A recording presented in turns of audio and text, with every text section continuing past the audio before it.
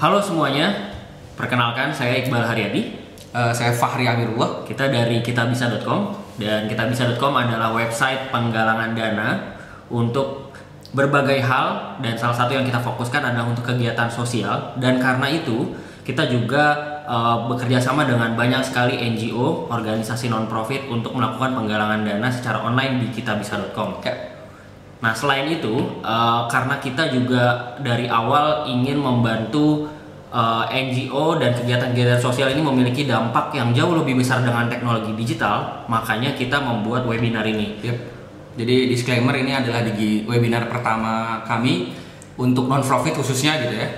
Dan tema webinar pertama kita adalah How to be a digital friendly non-profit. Jadi kita akan membahas basic sekali lagi karena ini webinar pertama, bagaimana teman-teman NGO bisa agak lebih friendly ya di dunia digital gitu. Ya. Nah, apa sih yang akan kita diskusikan pada hari ini? Nah, yang pertama adalah seperti yang tadi sudah kita bilang, bahwa kita akan mendiskusikan bahwa teknologi digital yang sekarang dimana semua orang tuh sudah ada di internet, semua orang pakai mobile phone, semua orang pakai Facebook, semua orang pakai social media, itu sangat bisa memperluas dampak sosial yang sedang kita buat di NGO kita masing-masing.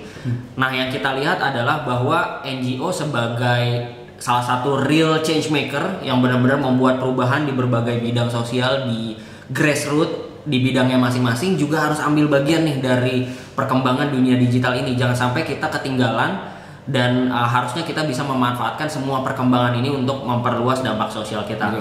Nah, yang kita pelajarin adalah salah satunya di Indonesia ini belum banyak baik itu company ataupun pihak-pihak yang berfokus membantu organisasi non-profit untuk mempelajari penggunaan teknologi digital. Makanya yang expert belum banyak. Yang benar-benar fokus ingin membantu organisasi non-profit di bidang ini juga belum banyak. Makanya itu salah satu inisiatif yang pengen kita ambil bagian di situ. Kalau mungkin teman-teman melihat misalkan e-commerce, jualan jilbab, jualan apa, bagaimana menciptakan 100 juta gitu kan, 1 miliar pertama gitu ya, itu banyak banget di dunia lain. Kegiatan-kegiatan misalnya e-commerce, bukan e-commerce, UKM Go Digital atau Education Go Digital, Startup Go Digital udah banyak banget. Tapi kita melihat bahwa NGO Go Digital itu belum banyak.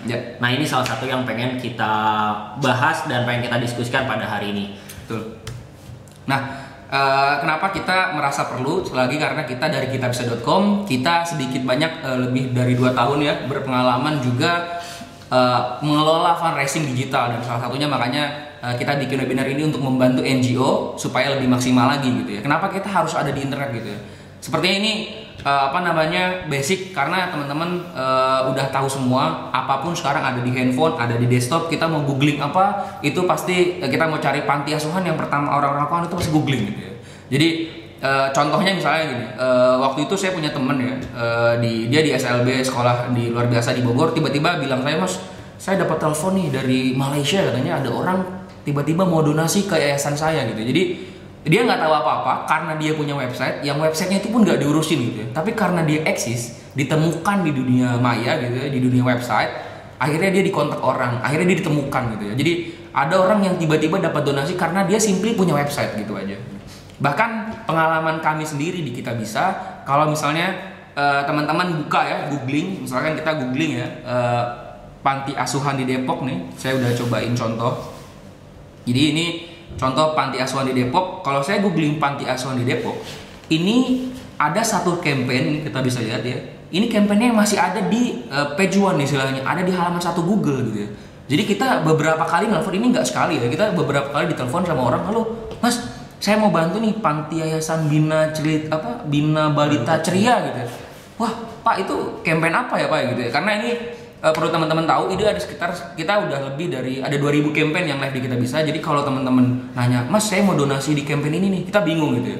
Dan ini campaignnya udah selesai, tapi karena dia masih ada di Google, begitu orang mau donasi di panti asuhan di Depok, dia googling dan ini masih ada kontak Kitabisa, makanya dia telepon kita gitu. Jadi walaupun campaign ini udah berakhir, tapi karena ada di Google gitu ya, ditemukan oleh orang, itu ternyata masih banyak yang donasi gitu. Apalagi di waktu-waktu yang kayak misalnya Ramadan, waktu orang di mana-mana pengen donasi gitu segala macam, itu masih banyak yang googling, dan kalau ditemukan itu ada kesempatan untuk dapat donasi gitu. At least dia eksis lah gitu.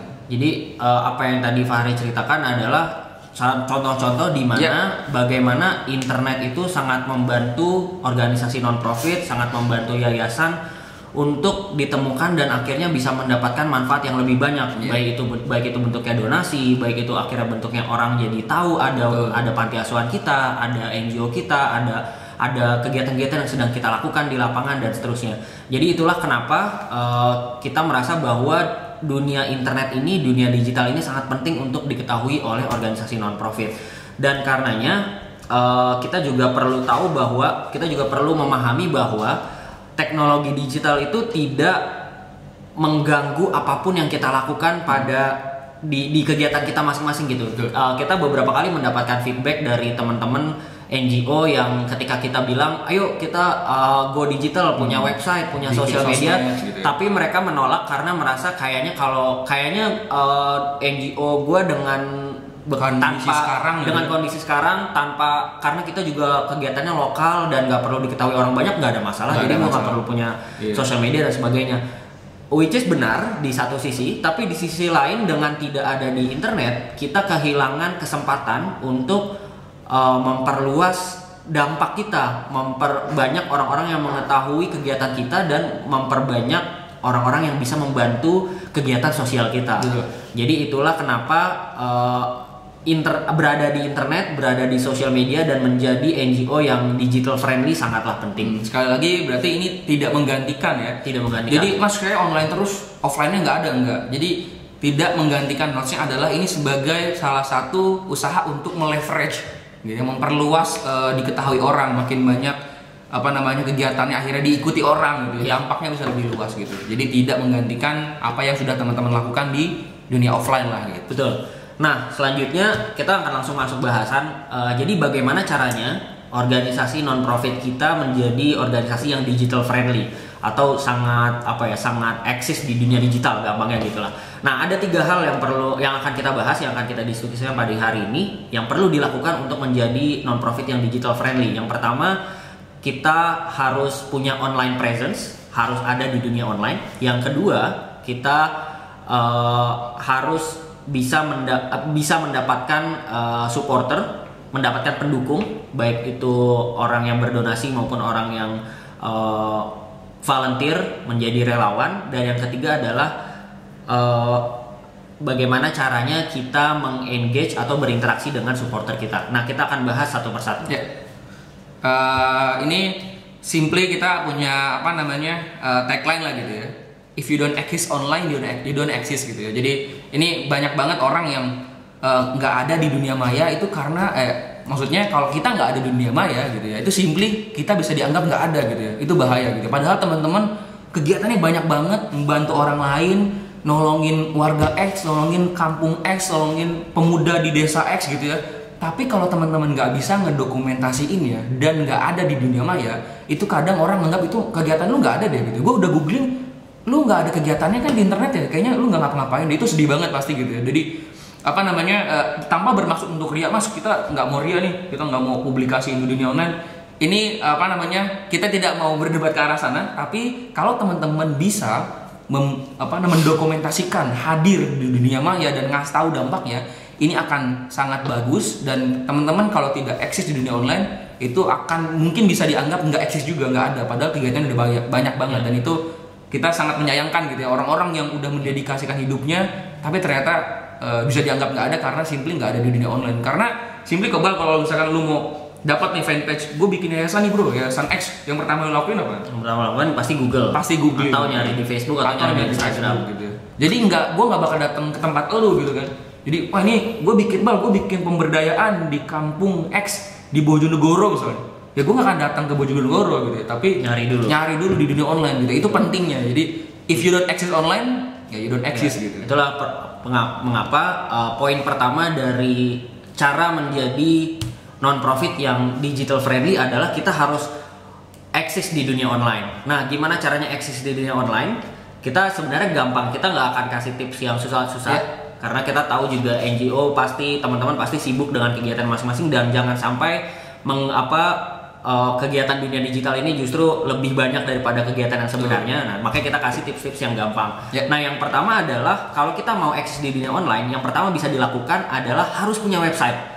Nah, kenapa kita harus punya website? Karena satu semua orang cari di Google, dan kalau ketika mereka lu bekerja di yayasan apa? Oh, kita di yayasan Kita Bisa. Dan ketika mereka mencari oh yayasan Kita Bisa dan ada websitenya, itu mereka akan langsung percaya dan kita langsung punya credibility.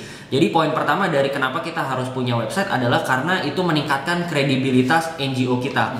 Karena kalau kita nggak bisa ditemukan di dunia online, sulit untuk meyakinkan orang lain bahwa apa yang kita lakukan itu benar-benar ada, atau sulit untuk mengajak orang lain berdonasi ataupun ikut kegiatan kita, ataupun menyebarkan isu-isu yang sedang kita galakkan di di kegiatan-kegiatan kita, atau bahkan mungkin dianggap nggak ada gitu ya, lu bohong lu gitu ya. Ya, dan contohnya kayak e-commerce, kayak misalnya kalau sekarang UKM gitu ya, kalau misalnya kita jualan dan kita punya website, itu pasti orang akan lebih percaya gitu. Kalau misalnya kita nyari nih, saya mau beli handphone, saya nyari jual iPhone baru. Nah, kalau saya cari jual iPhone baru dan ada orang yang jualan pakai jualiPhonebaru.blogspot.com dan di atasnya ada website yang iPhonebaru.com, pasti kita akan lebih percaya kepada website yang iPhonebaru.com gitu. Jadi kurang lebih analoginya sama dengan digital non-profit gitu. Itu poin pertama, bahwa dengan punya website kita akan jadi punya kredibilitas yang lebih tinggi. Betul. Nah, poin keduanya adalah kalau kita merasa bahwa bikin website ini ribet, bikin website ini makan banyak waktu dan sebagainya, enggak. Ini yang juga salah satu yang misconception lah kita bisa bilang. Orang banyak menganggap bahwa bikin website itu susah, bikin website itu mahal, harus nyewa programmer dan sebagainya, padahal nggak perlu seperti itu. Karena bikin website itu sekarang sangat mudah, sangat simple, dan bahkan kalaupun kita nggak bisa coding, itu kita bisa pakai WordPress, kita bisa pakai Tumblr, dan tinggal kita beli domain yang harganya mungkin 200.000 setahun gitu. Jadi 200.000 udah untuk 12 bulan, untuk 365 hari, itu sangat murah gitu. Nah, mungkin Fahri bisa kasih contoh untuk website website yang kita nggak perlu bikinnya yang susah. Dan kita mungkin mau ngasih lihat dulu ya, bahwa yang pertama sekarang semuanya itu ada di dunia online sekali lagi. Jadi ini saya ambil contoh pesantren. Kenapa pesantren? Karena kita sering bikin event di NGO, kita bisa sering bikin event untuk NGO. Biasanya Mas, saya di tempat saya susah nih, nggak ada yang bantuin gitu ya. Apa nggak usah lah bikin website, orang kita cuman pesantren doang, ada 50 muridnya, udah kayak udah gitu aja udah cukup. Iya bener gitu ya. Tapi sekarang kalau teman-teman event buka pesantren gitu ya, itu teman-teman akan lihat banyak pesantren-pesantren yang udah mulai eksis di punya website. Misalkan ini ya, alkhairat.com, misalkan hidayatunajah.org, sehatisme, ini beberapa ini emang pesantren yang bikin website gitu ya. Jadi emang mulai eksis di dunia online, padahal analoginya pesantren siswanya ada di offline, donatur offline, orang tuanya offline gitu ya. Terus kenapa lagi harus punya website gitu ya, buat apa gitu ya? Tapi enggak gitu ya, karena kita harus meleverage dampak kita, meleverage informasi kegiatan, menginformasikan ke lebih banyak orang kegiatan kita tuh apa aja gitu ya. Jadi enggak yang teman-teman, wah ini hanya di lokal doang Mas, hanya udah bener nih kita udah offline semua, nggak usah dong ada online segala gitu. Tapi enggak gitu ya. Jadi kalau misalkan teman-teman juga buka gereja misalnya gitu ya, kita ambil contoh-contohnya yang sifatnya lebih lokal gitu. Karena misalnya kalau teman-teman organisasi di Jakarta, organisasi internasional, itu ya udah wajar banget lah punya website, itu kayak wajib lah gitu ya. Tapi pesantren-pesantren lokal gitu ya, atau gereja-gereja yang di daerah-daerah gitu ya, itu kenapa lagi harus punya gitu kan? Padahal mereka kayak nggak punya kewajiban gitu ya. Tapi nyatanya sekarang udah mulai banyak gitu ya. Jadi kalau teman-teman, nah contohnya misalkan ada beberapa yang udah punya gitu ya. Jadi kalau teman-teman sekarang belum punya, tadi yang Iqbal bilang itu simply ya bikin gitu. Dan harganya murah banget. Dan harganya murah. Nanti mungkin secara teknis sebenarnya kita tinggal teman-teman kalau misalnya mau baca lebih lanjut, ada banyak banget tutorial bagaimana cara membuat website dengan WordPress, dengan yang lain, dan template-nya sudah jadi tinggal diisi, diganti nama pesantrennya, diganti nama programnya, diganti kontennya dan sebagainya, masukin foto, itu sangat gampang. Dan ya tadi kita yang sudah kita sebutkan, cara paling gampang mungkin kalau nggak mau ribet, tinggal bikin blog aja atau tinggal cari di organisasinya siapa yang anak muda siapa yang muda dan minta bantuan mereka. Dan caranya pun gampang banget, tinggal bikin WordPress, habis itu tinggal beli domain .com 200.000 setahun atau .org, harganya juga segituan, dan that's it gitu. Ya udah langsung punya website, dan habis itu sudah bisa mulai digunakan websitenya. Mungkin nanti kalau teknisnya nanti kita akan bahas di webinar atau di tutorial yang lain. Nah, itu poin pertama. Poin kedua, kalau teman-teman agak ribet bikin website, online presence yang paling mudah dilakukan adalah bikin akun sosial media gitu ya. Jadi sosial media ini mungkin udah angkanya tuh jauh melebihi website, semua orang ada gitu ya.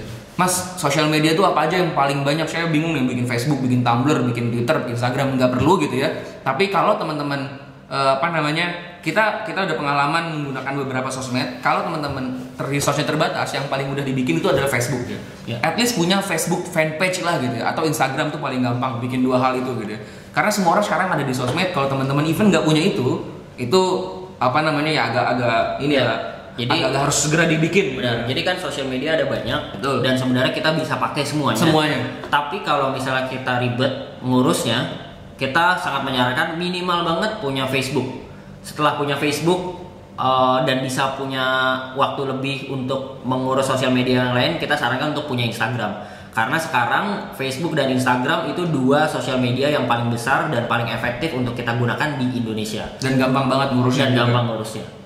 Jadi word is limitless ya sekarang teman-teman. Jadi kalau teman-teman misalkan di Jogja, update status tentang kegiatannya, hari ini kami sedang membantu para lansia untuk berobat XXX gitu ya. Itu statusnya tiba-tiba bisa ada di Jerman gitu ya. Atau statusnya bisa tiba-tiba dibaca sama orang Hong Kong gitu ya. Jangan salah gitu ya, kita menemukan banyak, Mas, ini kenapa sih nggak ada manfaatnya kita update gitu, karena kenapa sih gitu ya. Jangan salah teman-teman, mungkin karena teman-teman belum pernah merasakan gitu ya.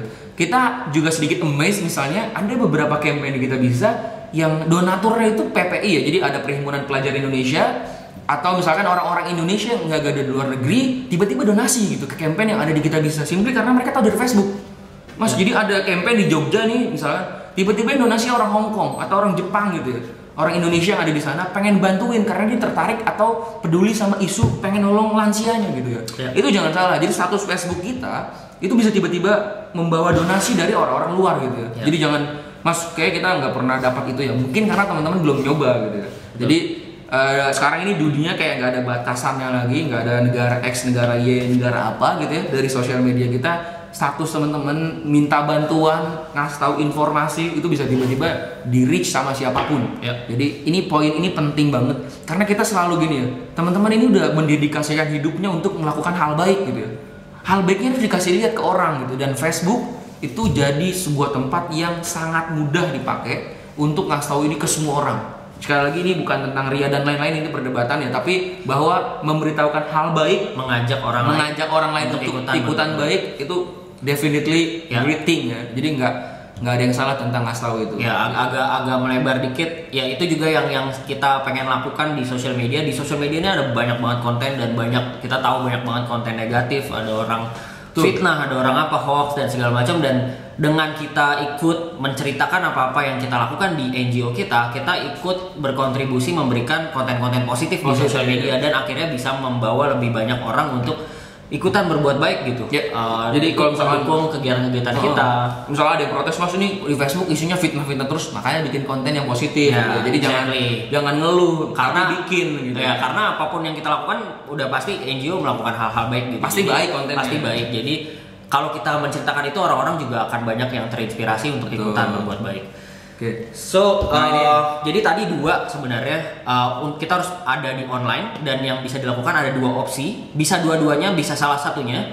Jadi yang pertama adalah punya website, yang kedua harus punya sosial media, minimal banget Facebook dan Instagram. Nah, sekarang yang perlu dilakukan, the things that you need to do adalah, kalau belum punya website atau sosial media, segera bikin sekarang. Nah, segera bikin sekarang gitu. Jangan nanti gitu. Kenapa sekarang? Karena kalau gampangnya gini, kalau di dunia online, baik itu website, domain ataupun sosial media, itu kita harus cepet-cepetan mengambil nama yang kita inginkan, karena bisa aja itu nama itu nanti sudah diambil orang lain dan akhirnya kita jadi harus mengganti namanya dengan yang kurang sesuai. Misalnya contoh, misalnya nama yayasan kita bisa. Nah, kita pengen websitenya ya udah kitabisa.com gitu. Nah, ini mungkin pengalaman juga kita dulu kayak gitu, kita mau kitabisa.com tapi ternyata kitabisa.com sudah diambil oleh orang lain, sehingga makanya dulu di awal kita pakai kitabisa.co.id, baru kemudian kita beralih ke kitabisa.com. Nah, itulah kenapa teman-teman kalau misalnya belum punya harus segera dibikin sekarang. Jadi kalau misalnya belum punya website, segera domainnya dibeli, disesuaikan dengan keinginan yayasannya. Yang paling baik nama domain adalah nama domain yang langsung menunjukkan nama NGO teman-teman masing-masing, komunitas gitu. Betul.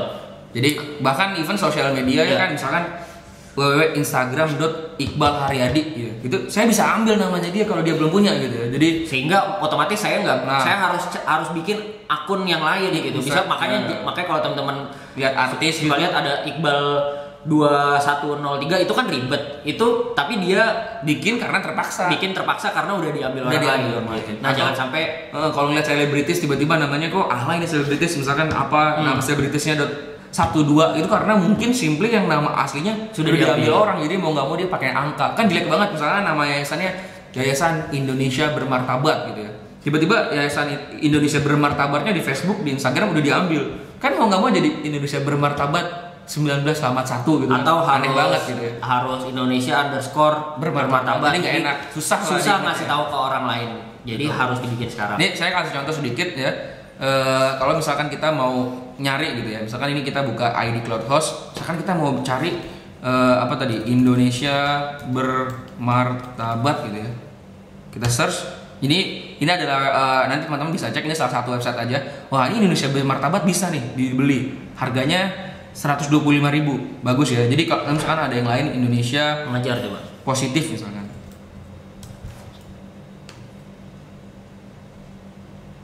Ini bisa cek ketersediaan domain ya. Berarti kalau misalkan tersedia, udah diambil gini. Contohnya misalkan, ini udah ada yang beli. Jadi kalau teman-teman mau beli website yang domain ini udah nggak bisa gitu ya. Berarti harus diganti yang lain. Harus diganti. Masa jadi Indonesia positif 123 itu kan aneh gitu ya. Atau Indonesia _positif gitu juga kurang bagus. Jadi kalau belum punya silahkan cepat-cepat beli. Ya. Dan untuk domain website kita menyarankan kalau untuk NGO bisa pakai .com atau bisa juga pakai .org atau bisa juga .or.id. Jadi itu domain-domain yang teman-teman bisa prioritaskan gitu ya. Tapi kalaupun mau menggunakan yang lain, misalkan mau menggunakan .net, mau menggunakan .id, itu juga nggak ada masalah. Okay. Nah, tadi yang pertama yang perlu dilakukan adalah hadir di dunia online ya, online presence. Yang kedua itu adalah get your supporter. Jadi gimana caranya? Yang pertama ini tadi asumsi teman-teman harus udah bikin dulu sosial media, minimal sosial media, fanpage gitu ya. Nah, teman-teman supporter ini artinya bisa fans, bisa volunteer atau donor sih. Jadi tingkatannya ada 3 ya. Kita bisa bilang nih tingkatan yang pertama itu fans, orang yang like-likein, orang yang suka dengan apa yang kita lakukan gitu ya. Yang kedua, kalau dia mau volunteer itu ikut terlibat kegiatannya.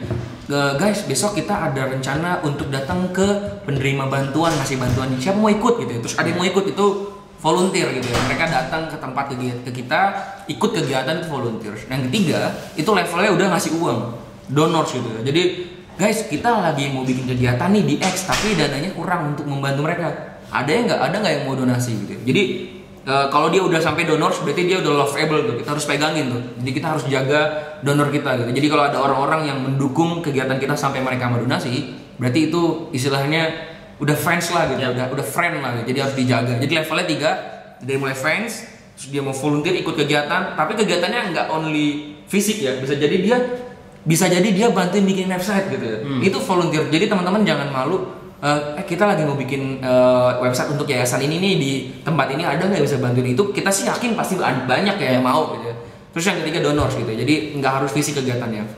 Nah, caranya yang paling gampang adalah tell your story. Jadi cerita. Ini cara paling gampang untuk cari supporter, cari fans, cari volunteer, cari donor, itu ceritain aja gitu ya. Kita ngisi konten yang dari sosmed atau Facebook atau Instagram atau apapun yang udah kita bikin gitu ya. Jadi itu yang paling gampang, itu bikin cerita. Ceritanya gimana mas? Kita bingung nih. kita banyak kegiatan kita tuh setiap minggu mas gitu ya. Mas kita bikin pengajian setiap hari, mas kita bikin apa segala macam gitu ya.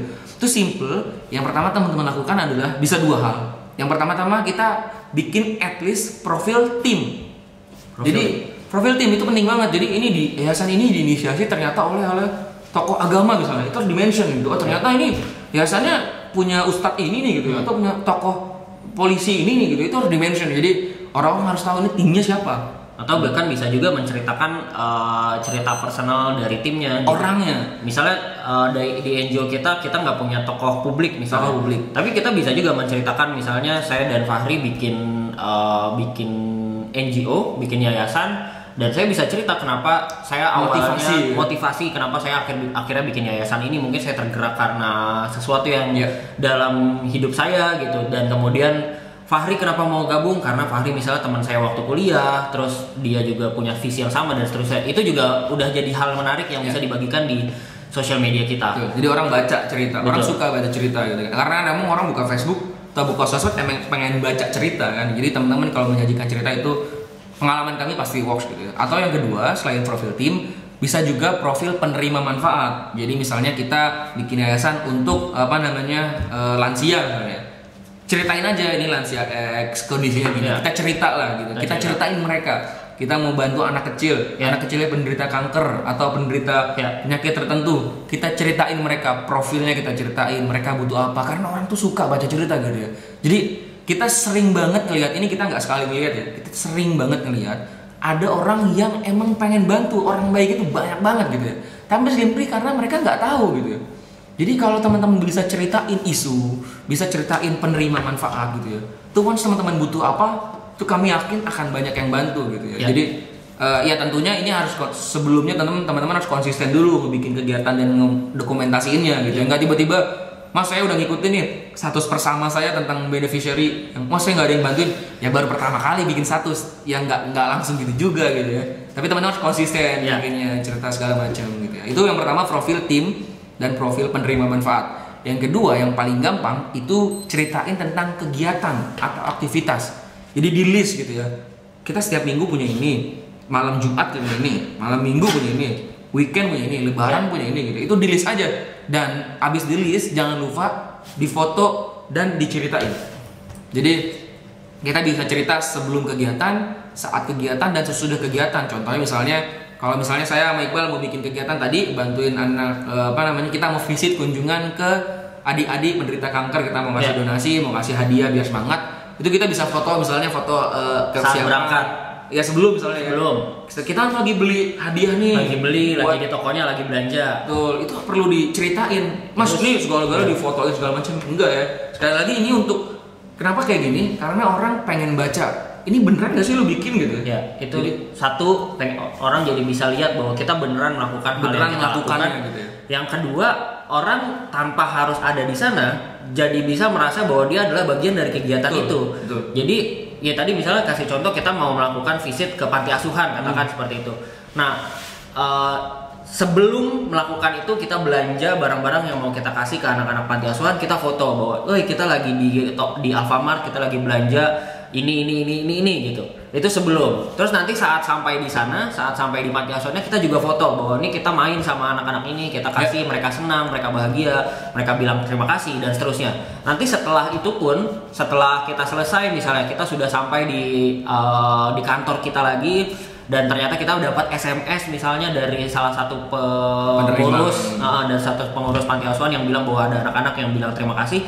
Itu semua diupdate sehingga semua orang yang ada di sosial media kita, mereka bisa merasa bahwa mereka bagian dari perjalanan ini gitu. Betul. Dan itu yang nantinya akan bisa bikin kita jadi lebih aktif, bikin mereka jadi lebih aktif untuk mendukung kegiatan-kegiatan yang kita lakukan. Ya. Ini ada contoh ya. Kita mau kasih beberapa contoh NGO yang sudah memanfaatkan sosial media mereka untuk menceritakan profil tim mereka atau profil penerima manfaat mereka ataupun aktivitas yang mereka lakukan. Ya, jadi ini contohnya misalnya Naifara ya. Naifara ini juga salah satu NGO yang pernah campaign di Kita Bisa. Dia Naifara Foundation, dia ini kasih susu ya kalau nggak salah ya. Dan iya, mereka membantu anak-anak yang menderita penyakit atresia namanya atresia biliar. Jadi ini fanpage-nya simple aja, dia ceritain tuh. Dia cerita di sini. Ini sesimpel dia cerita ya. Si contoh aja. Nih contoh yang dia cerita. Nah ini misalnya. Ini jadi dia cerita, baca dan seksama dan sebarkan. Ini diceritain, ini penerima manfaatnya yang diceritain. Jadi simple, teman-teman bisa cerita penerima manfaatnya dan bisa taruh langsung rekening ini kan. Jadi kalau orang habis baca mungkin ada yang donasi, bisa langsung dan dilampirkan juga foto-fotonya, foto-foto real anaknya. Jadi terus jangan mas, kita kamera nggak ada yang bagus, jangan langsung mikir kayak gitu teman-teman. Yang penting ini ada foto aja, jadi ini foto loh gitu, jadi beneran real. Pakai HP pun nggak ada masalah. Pakai handphone, sekarang kan handphone murah 1 juta 2 juta, saya yakin gambar juga udah bagus. Jadi bagus dan sudah proper lah untuk udah proper. Jadi teman-teman bisa contohin itu. Contoh satu, Nirvana Foundation. Contoh kedua, ini ada NGO namanya SOS Children's Village. Nah ini juga cerita tentang penerima manfaatnya karena NGO ini fokus di pemberdayaan anak-anak. Jadi dia cerita nih anak-anak kegiatannya apa. Kita ambil di bawah ya. Ini misalnya. Ya dia jadi kalau di sini cerita profil Pak. Jadi dia berdiri sejak 2008, udah 150 anak yatim. Ini orang seneng loh baca ini kan.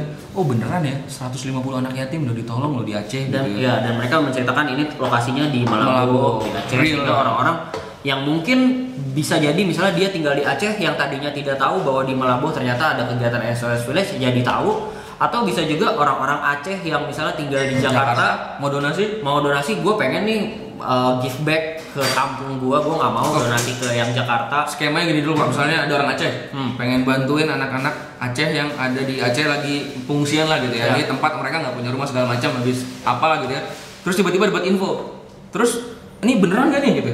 Kalau ngeliat ini itu at least gitu ya pasti mereka 100% percaya gitu ya. Nggak mungkin tiba-tiba karena ada fotonya, ada ceritanya sesuai dengan beneran real ada yang ada di sana. Dengan yang ada di sana dan sesuai dengan ceritanya gitu. Jadi misalkan Iqbal orang Aceh pengen bantuin, tiba-tiba dapat Iqbal infonya ini nih. Gue bisa ngeliat info lagi di mana nih? Nggak ada, udah itu infonya aja gitu ya. Wah, itu mungkin teman-teman bisa ragu juga kan mau donasi, ragu nih. Tapi kalau ngeliat fanpage, oh iya bener men, ini fanpage-nya diurus men gitu ya. Oh iya nih beneran anak kecilnya banyak nih gitu ya. Ya itu lebih percaya. Ya kami jamin pasti orang akan lebih donasi ke sini daripada ngeliat yang jarkom biasa gitu. Ini contoh kedua, contoh ketiga NGO lain adalah ini komunitas juga ya. Desa Quran. Apa kegiatannya? Kegiatannya dia di sana kayak ada pembinaan buat anak-anak menghafal Quran dan lain-lain gitu ya, kayak agak-agak pesantren juga, jadi bisa membantu anak-anak menghafal dan lain-lain. Di sini juga dia selain dia cerita anak-anaknya, kita bisa lihat nih. Nah ini misalnya kegiatan wisuda sekolah nekat misalnya. Ini anak-anaknya di wisuda. Jadi ini profil anak-anaknya penerima manfaat sekaligus menceritakan aktivitas bener. Aktivitasnya dia sekarang ngapain? Lagi wisuda gitu ya. Tapi teman-teman juga selain itu juga bisa, kalau misalnya teman-teman seperti ini contoh misalkan mau memberikan nasihat gitu ya, atau teman-teman bisa pakai fanpage-nya untuk ngelakuin itu. Yang lebih general mungkin memberikan value organisasinya masing-masing kan. Misalnya bisa juga NGO yang bergerak, katakan misalnya bergerak di bidang lingkungan.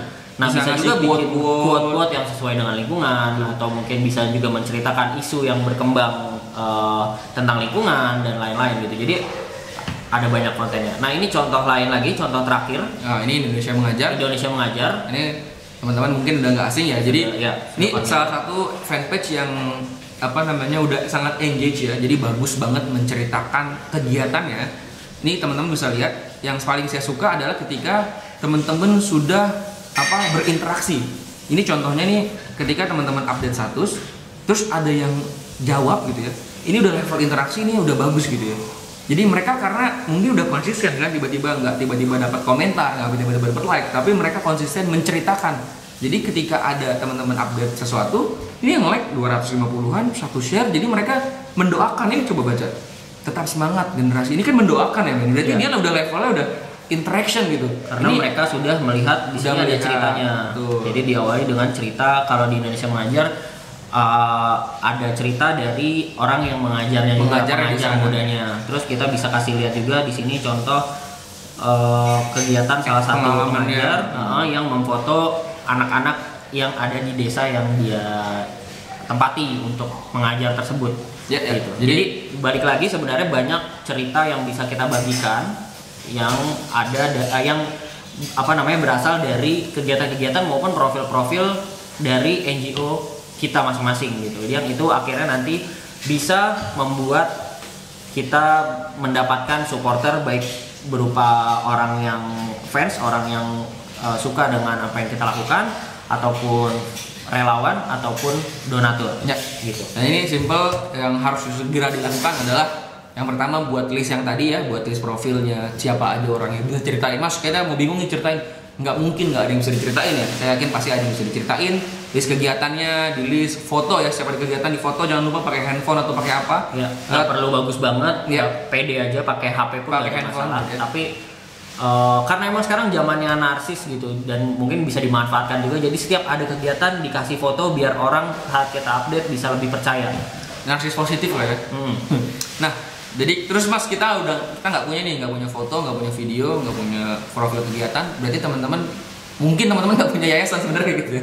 Soalnya ya kalau NGO nggak punya kegiatan ya, nggak punya apa yang dilakuin gitu loh. Iya, karena kalau teman-teman punya yayasan kita yakin pasti ada yang bisa diceritain gitu. Kalau Mas saya nggak punya ini, nggak punya semua, berarti teman-teman mungkin nggak punya NGO ya. Jadi teman-teman buat NGO dulu. Ini buat NGO dulu, atau teman-teman mungkin nggak punya kegiatan gitu ya. Udah bikin kegiatan dulu, di foto baru di posting gitu di sosial media gitu. Ya. Jadi silakan berkreasi. Yang lain yang tadi kita sampaikan itu hanya contoh-contoh simple gitu ya. Ya. Ini yang terakhir. Nah, ini poin ketiga. Jadi setelah tadi kita hadir secara online, kita punya online presence, kita punya website, kita punya social media. Yang kedua, kita harus bisa mendapatkan supporter dengan dengan menceritakan kegiatan-kegiatan maupun profil tim kita di sosial media. Nah, yang terakhir kita pengen tidak hanya dapat supporter, tapi kita juga pengen berinteraksi, engage dengan supporter kita. Nah, engage ini maksudnya kita berinteraksi, dan tadi sudah di-mention juga oleh Fahri, ada kalau kita membaginya jadi 3 level interaksi. Yang pertama interaksi di sosmed, jadi orang likes, orang komen, orang nge-share. Terus yang kedua adalah orang sudah mau ikut berkegiatan bersama kita, mereka mau bergabung sebagai relawan. Yang ketiga, orang mau berdonasi, memberikan uangnya, membantu kegiatan yang kita lakukan. Kita yakin bahwa interaksi itu adalah goal yang ingin kita capai di NGO kita. Tentunya kita pengen mengajak sebanyak-banyaknya orang untuk ikutan bantu dengan kegiatan sosial yang ingin kita lakukan. Nah, untuk mencapai ke sana, tadi yang sudah kita ceritakan bahwa kita harus kasih lihat dulu ke orang-orang ini apa nih yang sudah kita lakukan. Tadi di garisbawahi, kasih lihat apa yang kasih lihat. Jadi karena gampangnya, simpelnya adalah kita nggak mungkin berharap orang lain tiba-tiba mau bantu kita, mau ikut kegiatan kita, mau donasi ke yayasan kita kalau kita nggak pernah membuat mereka tahu apa yang kita lakukan, apa yang sudah kita lakukan gitu. Makanya cara untuk bisa mendapatkan interaksi yang paling besar dan sebanyak-banyaknya adalah dengan sebanyak-banyaknya bercerita dengan apa yang kita lakukan. Jadi ini kurang lebih the next level dari poin kedua yang tadi sudah kita ceritakan. Nah, kita langsung aja cek beberapa contoh yang ini sahabat kita juga, NGO yang sering bikin campaign di Kita Bisa. Ini ada komunitas Tovan. Komunitas Tovan adalah komunitas yang membantu anak-anak kanker ya, Pak. Ya. Jadi anak-anak kanker mereka sering kunjungan ke pasien dan lain-lain. Kita akan lihat sosmednya, Facebooknya, ini salah satu favorit saya. Karena mereka itu engage ya. Jadi teman-teman bisa lihat, ini mereka di foto, mereka mau datang nih, selamat siang sahabat, kemarin kita datang loh gitu ya. Mereka kasih lihat tanggalnya kapan, tanggalnya ini dapat berapa juga uangnya gitu ya. Terus ada websitenya, dimension orangnya, ini penting loh. Jadi misalnya kita datang nih, gue datang ke komunitas lu, mau kunjungan, tiba-tiba dimention terima kasih Kak Fahri gitu ya. Kita happy kan? Kita happy. Jadi ini yang dilakukan itu udah sangat bagus gitu ya. Transparan berapa uang yang terkumpul, dan kalau teman-teman punya audiens mungkin dari negara lain, ini pakai bahasa Inggris di bawahnya. Jadi ini udah teman-teman bisa copy paste lah gitu, cari ditiru cara bagaimana teman-teman komunitas Tovan ini bisa mengemas ceritanya. Dan teman-teman bisa lihat ya, saya bagian yang paling saya suka adalah ada interaksinya. Gini, teman-teman bisa lihat, saya dan Benny harusnya berterima kasih kepada komunitas Tovan karena sudah diberi kesempatan untuk berbagi. Ini saya yakin Citra Bags ini levelnya udah friends, volunteer, donatur. Ya, jadi dia udah datang, dia udah engage, nge-like, terus nge-share, datang ngasih uang gitu ya. Jadi ini yang dilakukan. Prosesnya kurang lebih mungkin kalau kita bayangkan gitu ya, mungkin awalnya karena komunitas Tovan rajin share cerita-cerita tentang anak-anak pasien dampingan mereka, kemudian mereka share kegiatan mereka. Banyak orang yang akhirnya melihat, oh ternyata ada nih NGO ini yang membantu anak-anak kanker, kemudian mereka jadi mengkontak, kemudian oh ternyata pengen ikut mereka kasih pengumuman, misalnya Sabtu depan kita akan kunjungan ke rumah sakit. Akhirnya oh ternyata ada kunjungan, gue ikut ikut dong. Akhirnya mereka ikut. Setelah ikut ternyata mereka juga jadi lebih happy karena mereka mungkin bertemu dengan adik-adik dan bisa membuat adik-adik pasien tersebut bahagia. Dan setelah selesai kegiatannya pun ketika mereka sudah ikutan seperti Citra Bex tadi, dia di-mention gitu. Dan terima kasih kepada Kak Citra sudah datang, dan akhirnya dia jadi lebih happy. Wah ternyata apa yang saya lakukan selain membuat saya bahagia secara batin, itu juga ternyata membuat orang lain bahagia, dan ada orang yang berterima kasih karena itu, dan dia jadi lebih engage lagi sama. Kita mau kasih satu keyword ya, istilahnya kita tuh kalau kita bisa feel good. Jadi orang itu feel good ketika orang ngasih sesuatu ke orang lain, itu mereka feel good, happy gitu. Jadi jangan, mas saya mau dimintain duit nih buat ngebantu anak-anaknya gitu, itu enggak. Itu mereka feel good, senang gitu ngasih uang gitu, atau senang berkunjung ke orang lain gitu ya, senang membantu, senang nge-share gitu. Itu adalah feel good yang bisa teman-teman kasih ke orang-orang yang bantuin teman-teman, kegiatan teman-teman. Jadi jangan, mas kita kan mintain duit ke mereka, kita kan minta waktu mereka buat datang, enggak ya. Jadi itu teman-teman jangan salah, banyak banget orang di luar sana yang pengen dapat feel good membantu orang ya.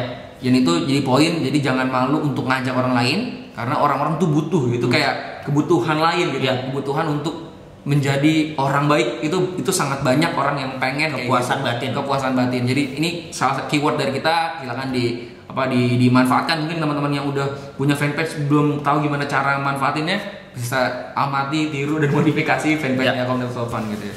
Oke, lanjut, misalnya kita ada contoh Dr. Share dan BirdLife Indonesia. Dr. Share itu adalah kegiatan dokter gitu ya. Jadi salah satu kegiatan yang lagi campaign di Kita Bisa, mereka kayak bangun rumah sakit apung gitu ya. Jadi bangun rumah sakit apung, bantuin orang-orang di pelosok, di Maluku, di daerah-daerah Indonesia Timur, daerah pelosok lah.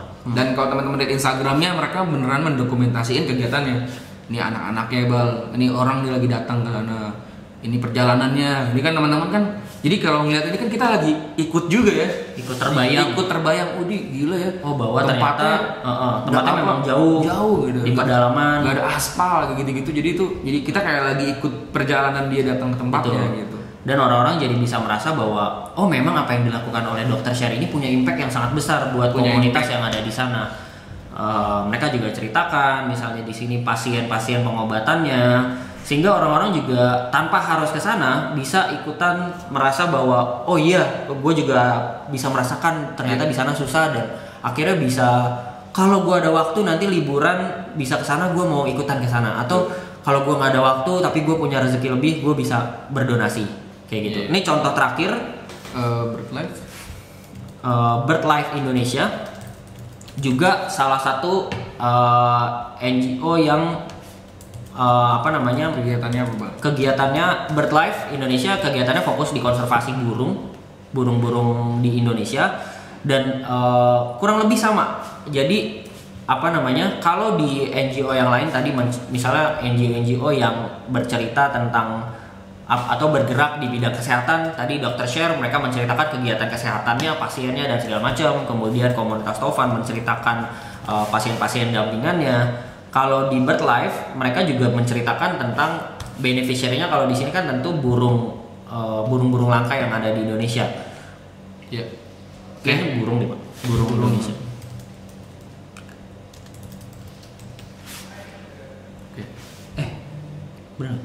Iya benar. Ya ini akun Instagramnya ya. Ya ini akun Instagramnya burung, dan mereka kasih lihat kegiatannya burung-burung yang mereka konservasi. Di sini ada kegiatan, bisa diklik. Mereka kasih lihat kegiatan yang mungkin dilakukan jika burung-burung tetap lestari gitu. Jadi orang-orang yang akhirnya punya kepedulian terhadap lingkungan, orang-orang yang punya kepedulian terhadap burung, satwa-satwa langka, jadi bisa oh iya benar, kalau misalnya kayak gini burung lestari kita bisa punya kegiatan seperti ini dan seterusnya. Oke, seperti itu. Nah itu tadi 3 contoh bagaimana NGO bisa memanfaatkan sosial media untuk bercerita dan pada akhirnya bisa menarik interaksi orang-orang untuk ikutan berbuat baik di kegiatan yang kita lakukan. Ya, itu 3 hal simple. Waktunya ternyata udah cukup lama juga. Jadi sekali lagi kita mau mention bahwa ini notes, teman-teman perlu tahu orang baik di luar itu banyak banget. Di Kita Bisa ada sekitar udah 80 ribuan orang yang donasi. Kita sebagai orang Kita Bisa kadang bingung juga, ini tiba-tiba ada orang dari Jogja gitu ya, atau dari daerah, atau bahkan yang tadi kita udah mention dari luar negeri, dari Jepang, dari Hong Kong, pernah nelfon mau donasi gitu ya, Skype gitu, mau WhatsApp, email apapun mau donasi karena mereka baca ceritanya gitu ya.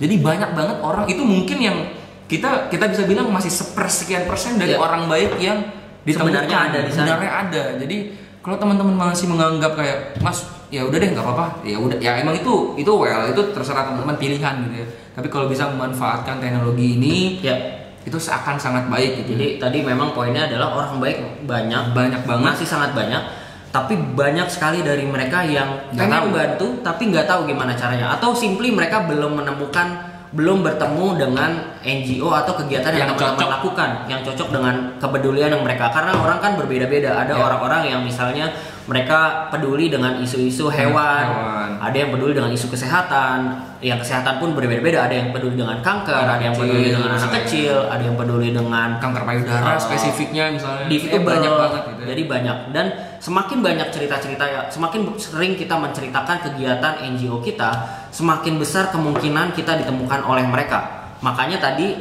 kita bisa summarize, kita ingin memanfaatkan teknologi digital 3 hal ya. Dengan 3 hal. Yang pertama, kita harus punya online presence, kita harus hadir di online dengan website dan sosial media. Yang kedua, kita bisa mendapatkan supporter dengan cara menceritakan kegiatan-kegiatan kita dan profil dari NGO, baik tim maupun beneficiary, penerima manfaat dari kegiatan sosial kita. Dan yang terakhir, kita pengen bisa berinteraksi poinnya dengan supporter kita, baik itu kita mengajak mereka untuk ikut menyebarkan isu-isu kita dengan share di sosial media, atau ajak mereka untuk berkegiatan, ataupun ajak mereka untuk berdonasi. Ya, dan ini levelnya ini leveling ya. Jadi teman-teman nggak bisa tiba-tiba engage supporter sebelum punya, itu kan aneh ya. Tiba-tiba Mas saya udah update ini nih status, tapi kok nggak ada yang donasi ya, nggak ada yang bantuin. Mungkin teman-teman baru bikin 1 hari gitu ya, jadi nggak bisa tiba-tiba langsung. Ya mungkin ada, tapi teman-teman harus konsisten. Ada dulu, habis ceritain baru dapat feedback, baru dapat like, baru dapat macam-macam. Jadi nggak bisa tiba-tiba Mas kita udah cerita ini kok nggak ada yang donasi. Mungkin ceritanya kurang banyak gitu, jadi orang-orang belum tahu gitu.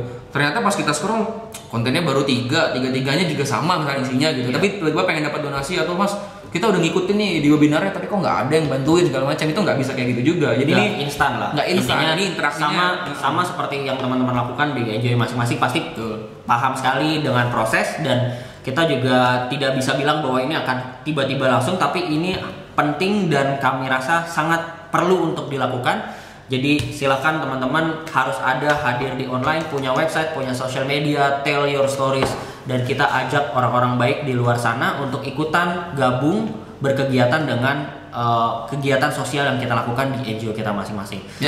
Jadi, I think that's all. Ini webinar pertama kita. That's it about how to be a digital friendly non-profit.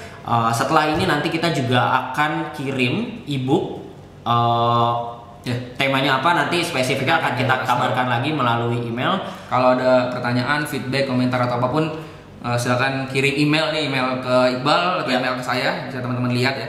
Ataupun mau komentar di kolom komentar YouTube ataupun di Facebook kita juga nggak ada masalah. Oke, gitu aja.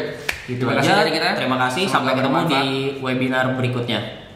Oke, goodbye.